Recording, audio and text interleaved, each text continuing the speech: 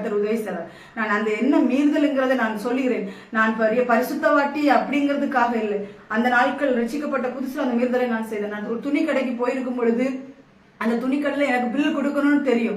அந்த பில்லு கட்டாம அந்த பில்லை என் கையில தந்து விக்ஷாப்பர் துணி என் கையில தந்துட்டாங்க.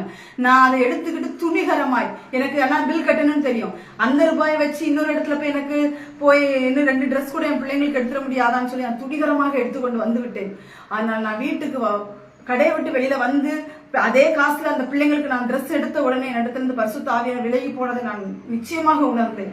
ஆனாலும் என்னால் அந்த காசை நான் எப்படி கொண்டு திருப்பி கொடுக்கறது அப்படின்னு சொல்லி நான் திரும்பி வீட்டுக்கே வந்து விட்டேன். வீட்டுக்கு வந்தால் என்னால் ஜெபிக்க முடியல, வேதம் வாசிக்க முடியல, ரொம்ப ஏங்கி போய்விட்டேன். நான் மறுபடியும் அந்த பரிசுத்த ஆவியான அபிஷேகத்தை பெற்றுக்கொள்வானா அப்படிங்கிற அளவுக்கு நான் ரொம்ப வேதனைப்பட்டேன். ஆனா கர்த்தர் அவர் பரிசுத்தவான் மூலமாகவும் ஒரு ஆன்டி மூலமாகவும் எனக்கு மறுபடியும் அந்த உற்சாகத்தின் ஆவியை